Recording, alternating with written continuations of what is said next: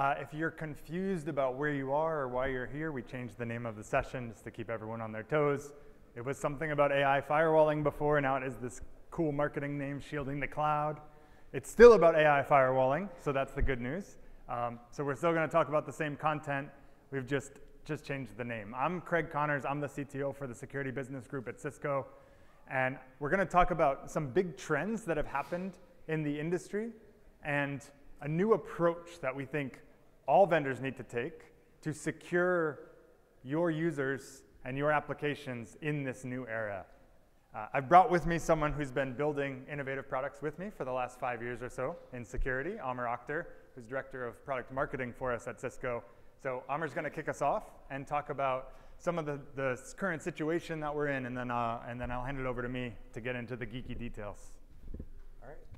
So I'm responsible for the name change because I'm the marketing person. So we'll go from there. All right. So let's start with a couple of sort of like the general sort of problem areas. One is that there is a dissolving perimeter with the enterprise. Doesn't matter who you are. I was just talking with folks in the audience. They're like, I work with pharmaceuticals.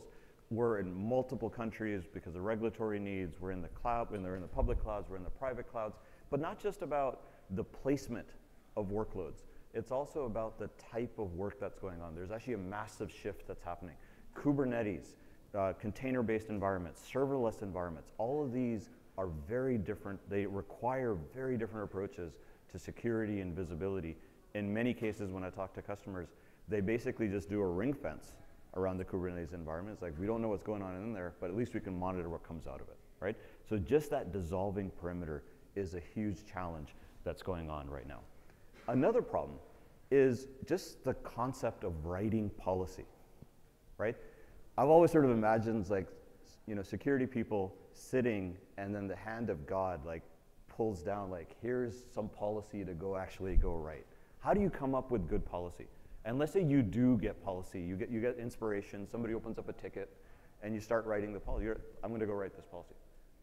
How is that going to happen? You have to start worrying about where the enforcement is, what is the type of enforcement, and then placing the right rule, converting that policy into an actual rule and putting it in the right place or places, because again, it's all very distributed now. The third thing is that visibility and control is really behind of where it needs to be today. A lot of the security stuff that you might be familiar with, especially coming from a networking perspective or thinking about segmentation, these types of things, it's always from a network perspective. But what if there's encryption going on? Then you start creating, well, we can decrypt the traffic, but that almost always involves moving the traffic somewhere else to some cluster of decrypting type things. What if there was another way around it? What if you didn't have to do constant decryption? What if you could actually have better visibility, not just into the network flow, but what is it that the application itself is trying to do? Okay? So, and if you sort of put this together, again, marketing type term, current architectures, they actually allow the attackers to be able to fill in the gaps and allow and make it difficult for the defenders to be able to do a comprehensive, holistic defense of their entire environment, right? Whether it be on-prem, whether it be in the cloud, or together as a whole. So there's a couple of different things. By the way, I had like much better slides, but we missed the cut line. We missed the deadline, but I have much better slides, I guarantee you. Right, so in terms of like just visibility and stuff. So if you look at, you know, across these different domains, visibility enforcement across domains is very, very difficult. We talked about data center, we talked about public cloud. Getting telemetry from every single one of these points becomes super difficult. Being able to have consistent posture across all these different silos, you have to be writing different policy sets or different rule sets across each one of these environments. Another problem is that, let's say you were able to stick some sort of enforcement in every single one of these places. Then you have to write rules for every single one of those places. You have to worry about, well, what is the traffic going to look like when it arrives at this particular point in the network topology, in your workload lifecycle? What does it actually look like? And then you have to sort of design, this is what the rule is going to look like. And this is actually done by hand. It's done manually. There's these network topologies. There's these, here's the lifecycle of a flow. I'm going to map that And then I'm going to mentally think about what does the rule need to look like at this point inside the entire environment. And this could be all within the cloud. It could be complex environments, mixing public cloud as well as private and things like that. Another set of challenges is that network-centric security is challenging. If you're completely looking at this from the network side, you have to worry about things like, do I actually have full visibility? I have to worry about decryption. You have to worry about, you have to be in the path of the traffic, right? So either you bring your traffic to where that network enforcement is, or you just increase the number of network enforcement points, which then goes back to what we talked about, writing policy, pushing out policy. These are all difficult things. There are benefits though, right? Some of the benefits are like you're not dependent on the end system. You can validate whatever the end system is doing, right? If you look at like the original discussions of the internet, like the original RFCs and these types of things, it was network enforcement was not part of the idea. It was always meant to be within the end system. But then the end system just wound up having a whole bunch of challenges with respect to security. Like we can't trust the end system, so let's build stuff into the network to be able to validate and protect. But what if you turn it around? So what if you were to actually do the other side of it? What if you were to actually do the enforcement within the end system? The challenges over there start to come into, people start worrying about high performance impact.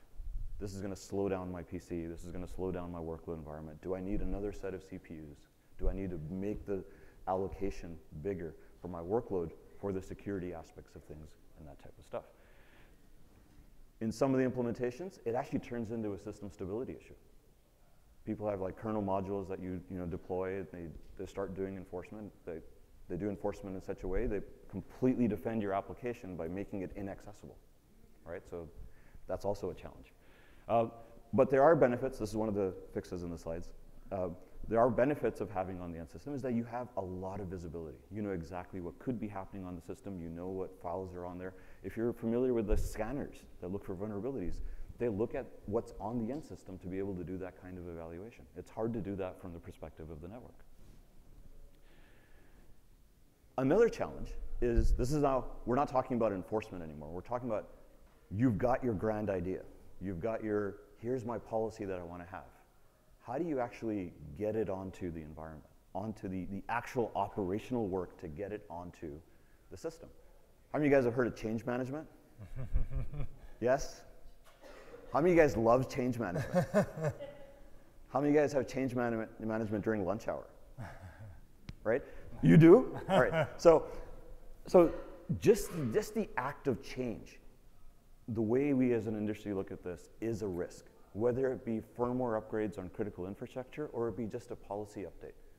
There is an entire other infrastructure, an entire other organization sometimes that is dedicated to validating these changes, putting them through change management, having people doing CYA. Do you guys know what CYA means? Right? So to protect themselves, like, hey, we have an audit trail, these types of things. There is an entire set of controls along that. And this is all caused by, there is risk associated with change. What if you're able to quantify that change? What if you're able to handle that? There's nothing wrong with doing audits and things like that. Those are needed. But it is actually debilitating to our industry because we're not able to move fast. How many of you guys are running like current firewall code? Right? It's like it's years behind. It's not because you don't know that there's vulnerabilities, but because there's an unknown risk on the other side. Right? And you have to qualify, you have to test, you have to test, you have to test. You have to have a change window. And on the other side of the change window, you're going to get called on PagerDuty. Cool? All right. So could we DIY it? Could we just sort of stitch all this stuff together? And we've talked to customers, very large financials that have the means and the technology and the expertise to try to put all of this stuff together in their own way. We've also talked to very large partners that are like, I can actually put all this together and make my own system that does these types of things. There's two things that come out of that. One is it becomes an extremely fragile system that's very tuned to that particular business.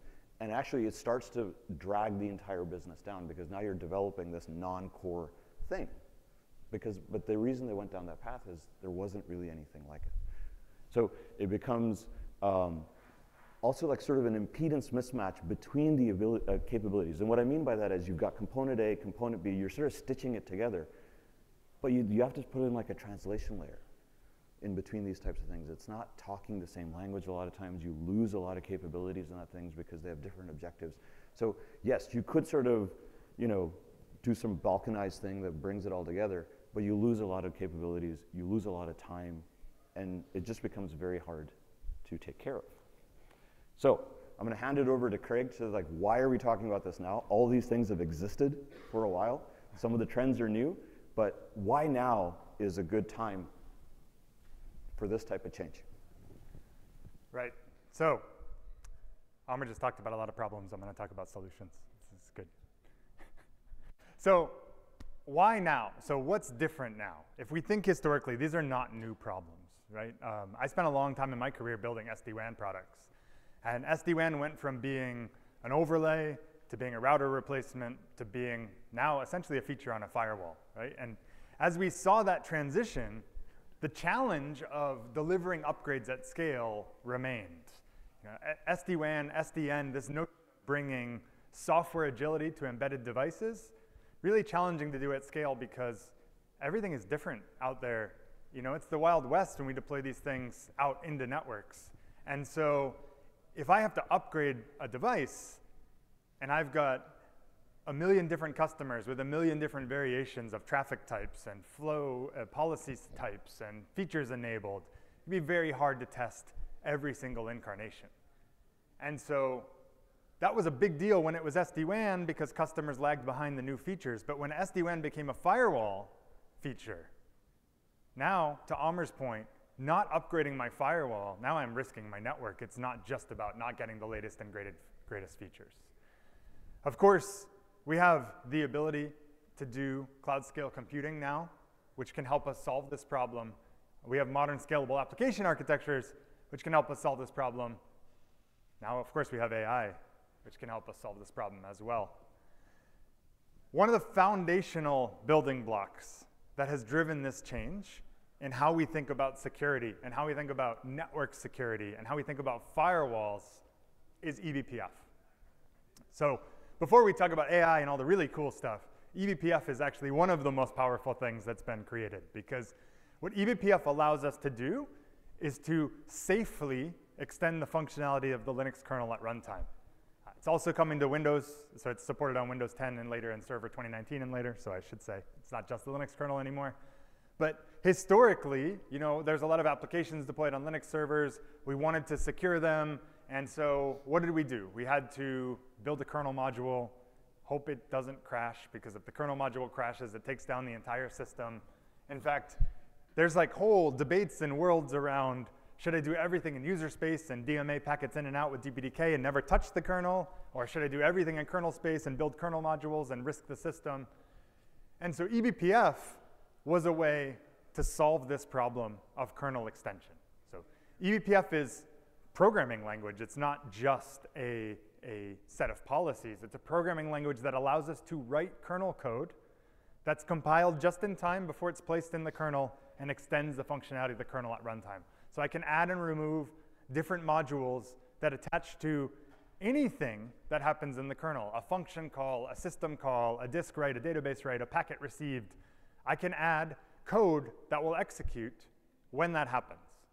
And this code is structured in such a way that I can't dynamically allocate memory, and I can't loop more than 32 times, and I can't do a bunch of things that I might want to do in my crazy coding ideas, which makes it safe. And so it can't crash, and it can't have a memory leak, and it can't cause an infinite loop. And so that's how we're able to do this in a way that's very safe at runtime. It doesn't change the application code, but it allows us to modify the behavior of an application, because when that application makes a function call or a system call, I can intercept it, and I can modify it before it reaches its destination. And so this has really given us the ability to extend security from just operating on network flows to bridging the network domain and the application itself together. And it works even better in a Kubernetes world, because in a Kubernetes world, if I have a CNI, like Cilium or like the new Calico features that are built on top of eBPF, now I can do this inside my Kubernetes layer. And so now, without installing something on the customer's box, for modern applications, I can start to intercept and inspect and extend the functionality of what we do from a security perspective very simply. And of course, in the native public cloud, where security is a big challenge a lot of times, this is a great area to do this insertion. Cilium is already the default CNI in all of these major hyperscalers, and Cilium is a great way to insert some of these security and observability tools. So we have eBPF that allows us to understand everything an application is doing and add some controls on it. Now we have AI. And AI is getting really good, really fast, right? I like to use the Midjourney example just because it's very visually easy to see. Those pictures from Midjourney 1 to Midjourney 6, those are 18 months apart, right? So you go ask Midjourney, draw me a female knight, and in 18 months, we went from a grainy picture to something that looks like a professional artist rendered it. And I probably offended some artist in this room by saying that, so sorry, Leah. But AI is advancing at a tremendously rapid rate. And this is, and more importantly, not just an evidence of technical advancement, but an evidence of learning. So I just told you I have this power now to see everything an application is doing and understand its internals. And now I have a tool that can learn over time. So it can learn how applications behave. It can learn how applications should behave. It can learn what is normal and abnormal behavior. And this doesn't require developers writing code. This is just a firewall that gets better and better and better the longer you run it in your network. So with these tools, with these two big innovations, we believe a new architecture is possible. And any new architecture in security starts with a policy. And every time everyone comes up with a new architecture, we come up with a new policy model. So we're going to talk about a new policy model too. But why? Why a new policy model? What I'm showing is actually something derived from AWS Cedar. So don't think of this as a Cisco policy model. The reason why AWS created Cedar, and why didn't they use something like OPA? OPA already exists. It's this great standardized, super extensible security programming language. And the reason is, again, we live in an age of AI. And so Amazon, with a very big team of people who do AI and do automated reasoning, wanted to build a language that couldn't just capture and communicate policy to all the different devices in the world, but also make it something that we could actively interact with from an AI and automated reasoning perspective. Write me a policy. Make this policy better. Tell me why this policy is right or wrong for the outcome that I want to achieve.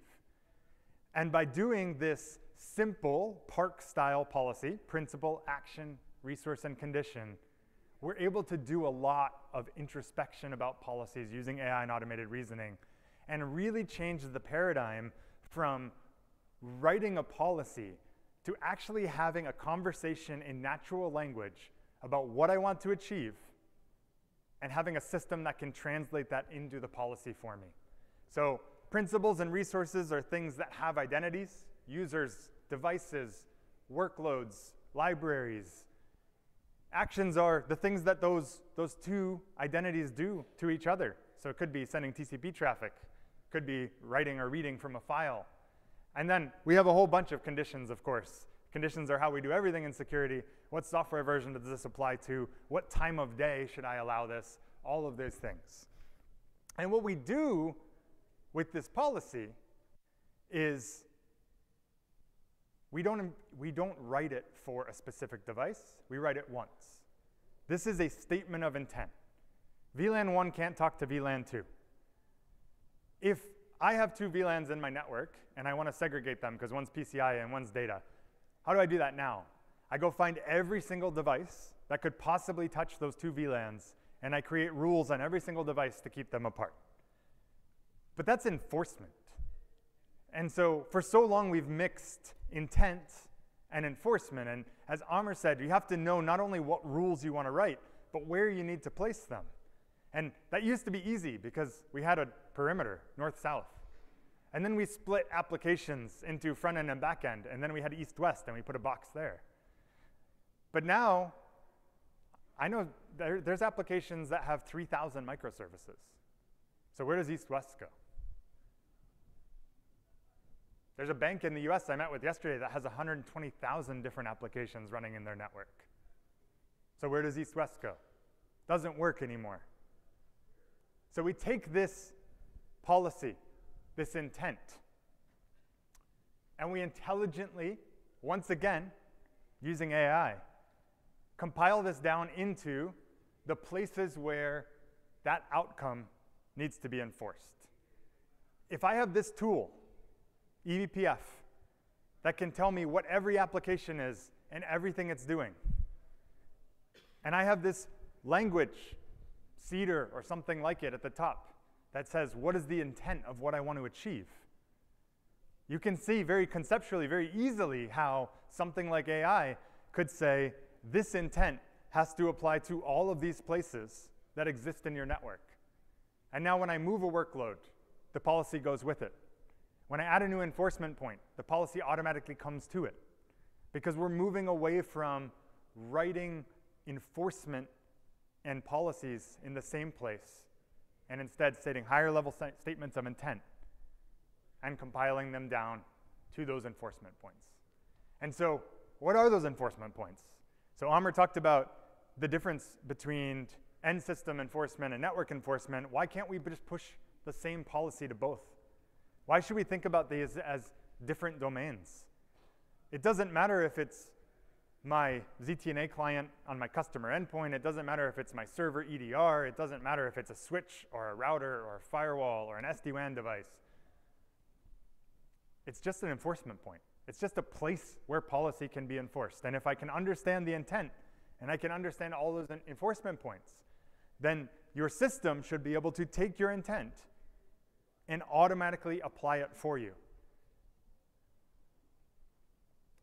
And what this means, what this allows us to do, is to move from this world. I talked about east-west, so let's use this east-west example. I've got a workload that's split into 3 parts. And the policy, I really want the policy to span networking workload. I want to be able to secure more than just ports and protocols, but I can't today. So what do? I put some firewalls in between the different components and I write some rules. Block everything but allow port 443. Or block everything but allow port, whatever port that is, I can't read on that slide, that's very small, 3035 maybe. I need glasses, I'm getting old. So this is very limited because we've lost the concept of the workload. We had to put those devices. Remember, if there's 3,000 microservices, I need 3,000 of these enforcement points, and I'm managing them all together today.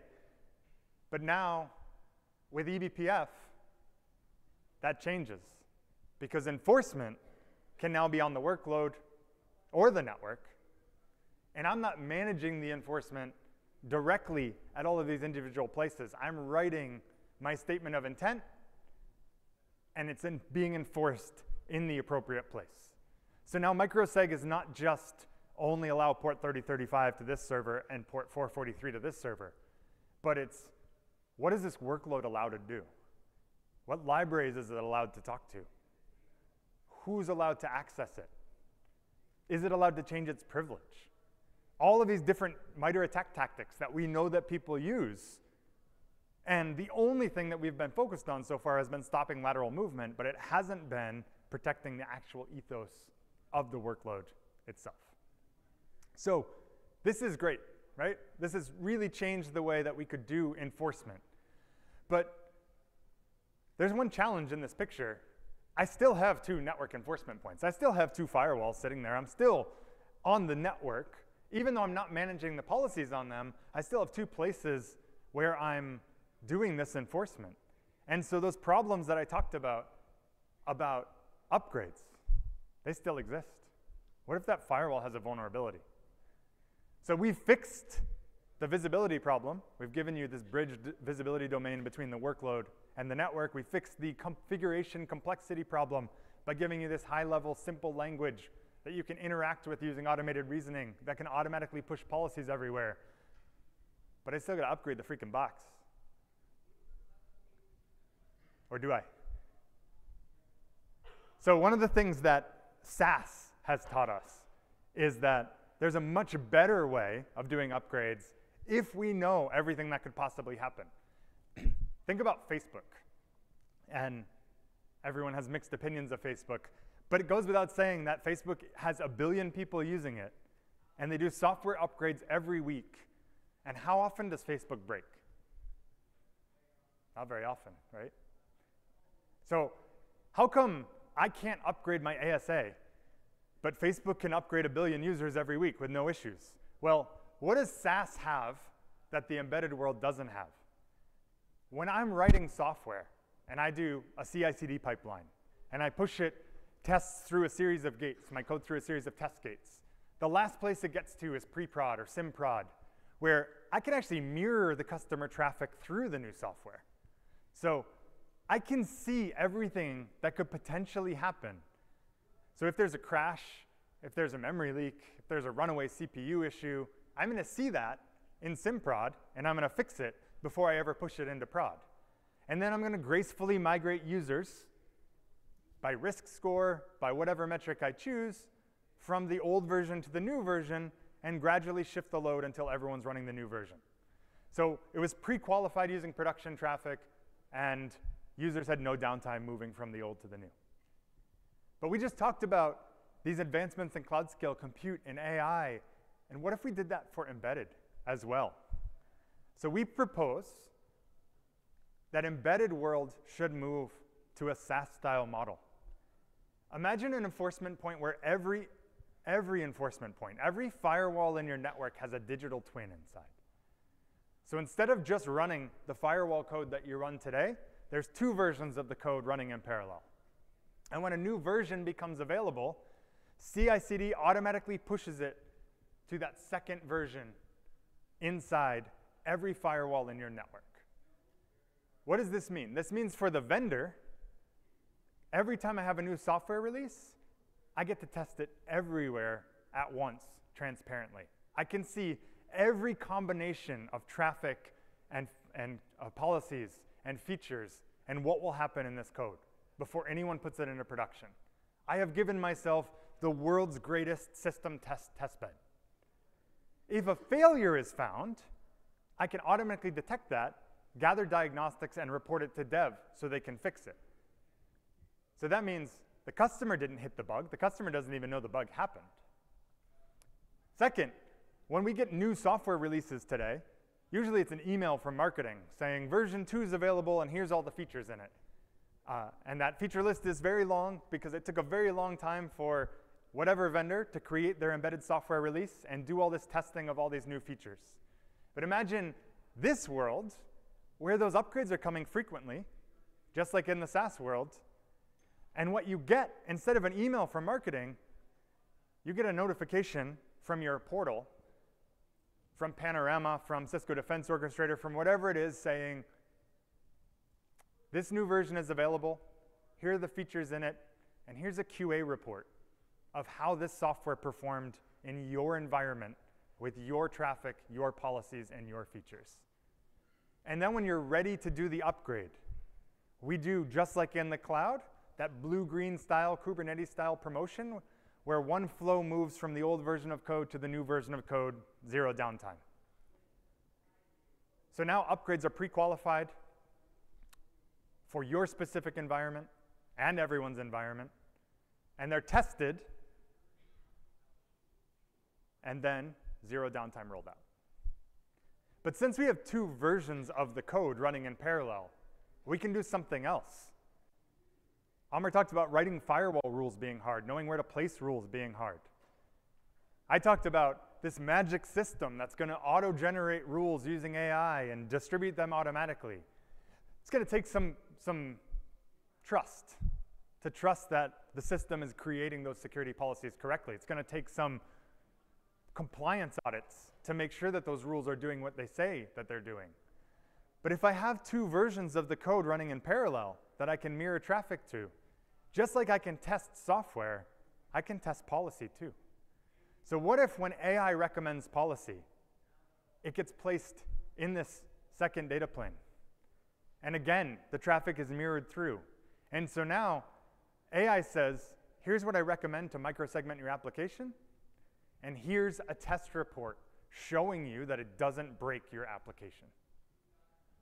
Or your admin who's manually curating rules wants to know if I add this rule, if I take out this rule, if I combine these rules, if I listen to what my AI assistant is telling me about making my rules better. Can I visualize exactly what will happen in my production network if I make that change? And that is what's possible with this digital twin. Now, I talked about identity being the language for how we write these policies. So in addition to being able to put these controls at the workload level, we need to be able to identify the components of the workload. Because I want to know that it's Nginx version 1 and how Nginx version 1 behaves. Why is that important? Because A, on day 0, if you're not the first customer to use an application, the system can already know how it's supposed to behave, and security can start immediately. You don't have to wait for machine learning to build a baseline. Second, since we're fingerprinting the binary itself, we can tell the difference between a behavior change caused by an upgrade and a behavior change caused spontaneously from the system. Because we can see both the network traffic and the application traffic, we can tell the difference between a local user causing an application behavior change and a network flow from outside causing that behavior change. So we're able to build these really strong models around what is an application, what are its components, how do each of them behave, and when they behave differently, why did they behave differently? And we use that to train the system to get better and better at learning what is a good behavior and what is a bad behavior. And just like those Midjourney pictures I showed earlier, this system gets better and better and better over time at understanding how every application in the world works and how to secure it and protect it from attackers. So all of these things fed in, the network data, the process behaviors, file changes on the system, anonymize that behavior. I said, like Nginx. Nginx behaves the way Nginx behaves. I don't need to learn that. I can train the system on that. It's not customer specific. Threat intel updates. We get patterns of malicious behavior, so we know what known bad looks like.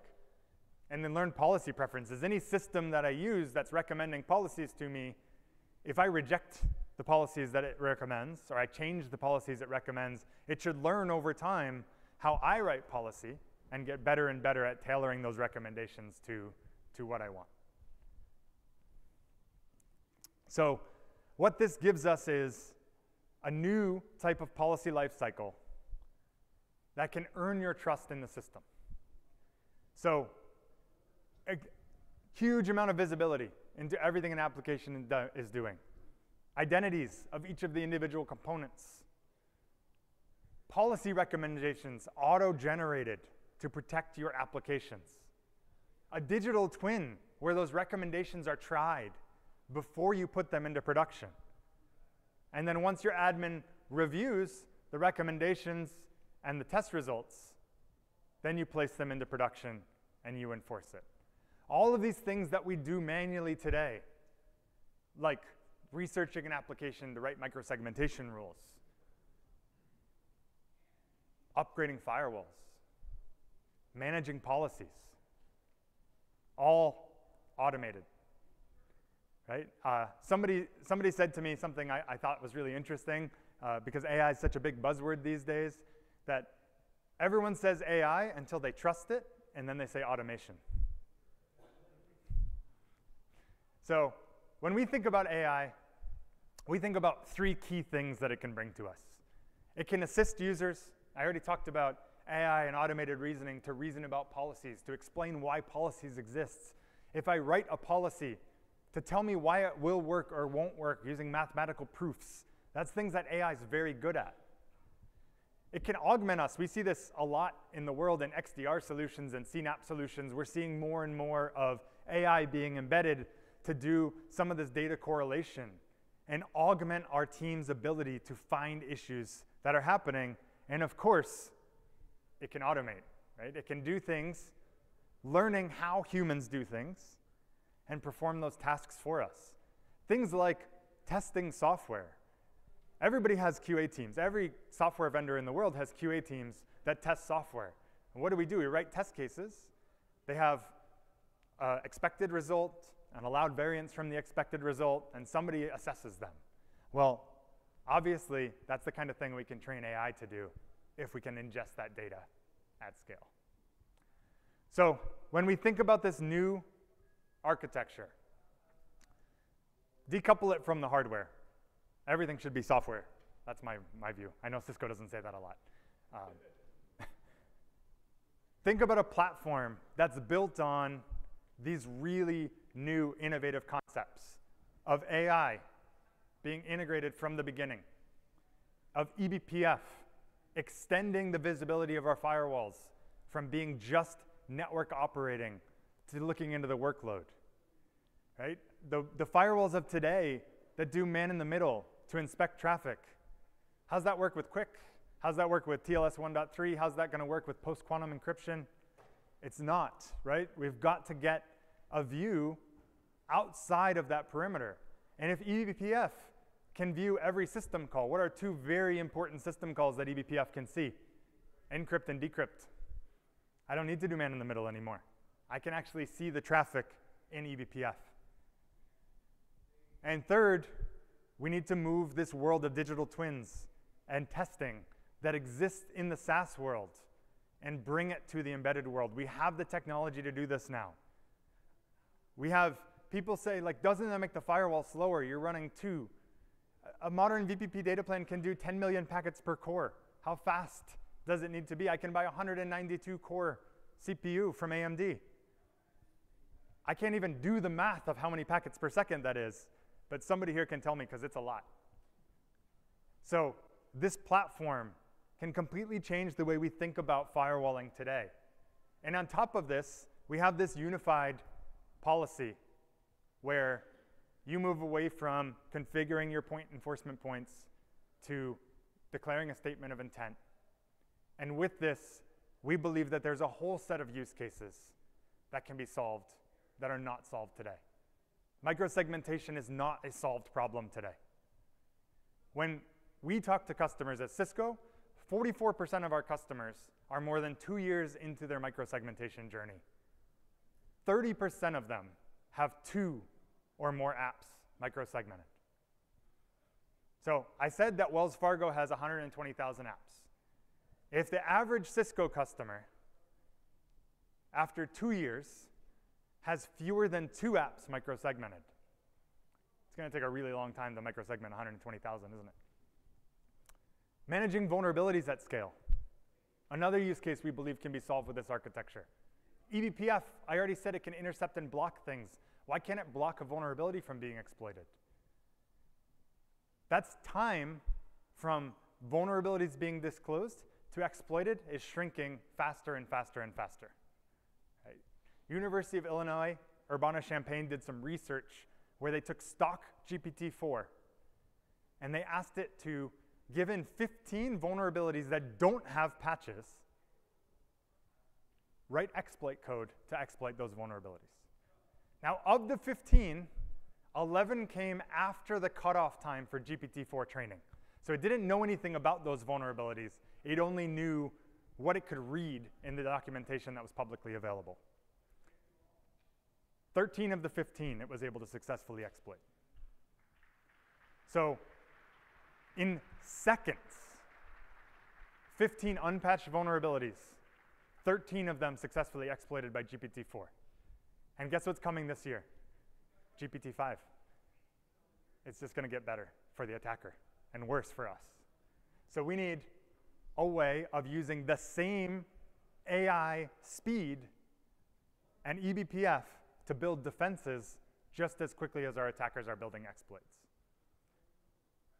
And there's probably a whole new set of use cases we haven't even envisioned yet that this type of architecture will unlock. So of course, this is a generic talk about an architecture. There is maybe an incarnation of this architecture you can learn about down at the Cisco booth. But you can also think about how would you fit this architecture into everything you do today? How would this change the way you talk to every vendor about the way they build embedded software, about the way they think about security in a firewall age?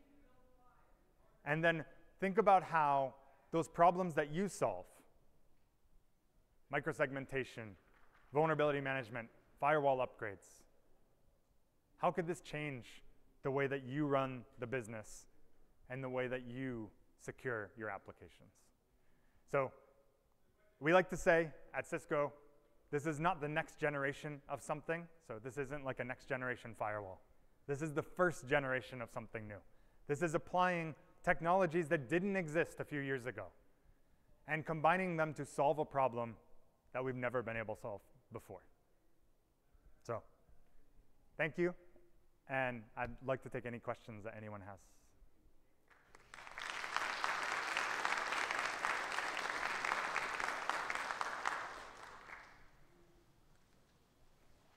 No questions. Easy crowd. Oh, yeah. That's okay. I can hear you.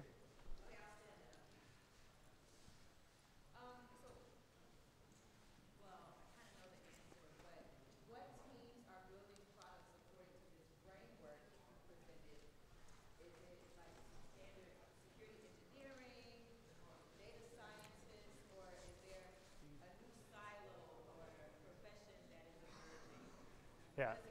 So the question was, who's building this? Is it security people? Is it data scientists? Is it a new type of engineer?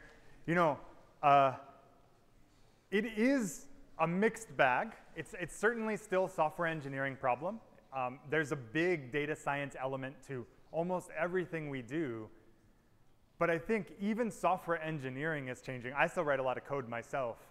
And one of the things that I've been struck over the last year is how much less code I write, not because I'm busy, but because I don't have to, right? I made a joke with someone yesterday. I was like, haha, that's how we used to write code in 2023. Because like GPT-4, Microsoft Copilot, like we've got digital Stack Overflow at our fingertips now. If I don't know how to do something in a given programming language, I can ask Copilot and it will tell me. If I don't like to write JavaScript code, I can write it in Golang and Copilot will translate it for me, right? So it's really changing and empowering software engineers in a way that's never been possible. So I think while it's still software engineers, you'll see, this is my own personal opinion, two things happen. One, data science become more of a core skill for software engineers because AI is going to become pervasive in everything we do, and understanding how to harness the power of the data and match that with graph analysis and machine learning and LLMs and all of that is going to become more and more important for developers. The other thing is that the act of developing software is changing, and so we need people to be nimble enough to keep up with not only the pace of innovation that's happening in the world that we're building, but how quickly these tools underneath are changing. So the answer is, it's security and software engineers and data scientists all coming together into one set of folks. Any other questions? Yes?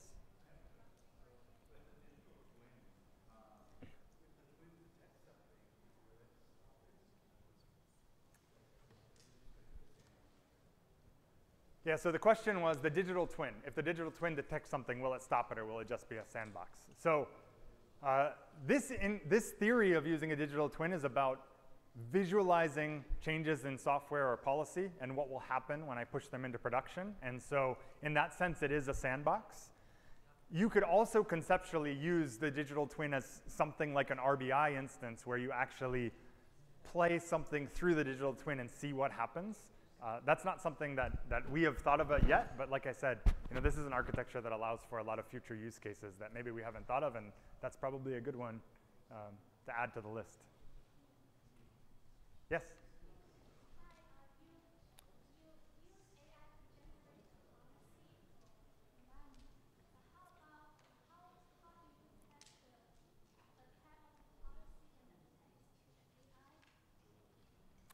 Right. So the question was, you're using AI to build the policy, but how are you securing the AI itself? What if the attack is on the AI model itself? So I don't know who was in the session before mine. I think it was about AI security. I wasn't in there, so but there's a whole set of technologies being developed, especially around LLMs, which are obviously wildly prolific now. Like everything we go to, every product we go to in the world has a chatbot, right? So there's a lot of work being done on how do I build security, DLP, things like that into those LLMs to make sure that they're not hallucinating, that the user's not doing anything malicious. And so that's the answer. We need to layer on the work that we're doing in AI security onto this LLM, just like any other LLM that exists in the system. Now, the nice thing about this notion of a digital twin when you think about AI policy generation is if it hallucinates and it creates a policy that breaks the network or doesn't work, doesn't stop the threat, you will catch that in the digital twin. So in fact, by bringing AI policy generation and AI testing of policy generation together, we build a dynamic feedback loop that helps protect the system against recommending policies that are not good. So I always say, like, people say I don't trust AI to generate policy, and I say, great, like, neither do I. That's why I put a test harness in place. So it's going to be tested before you put it in production.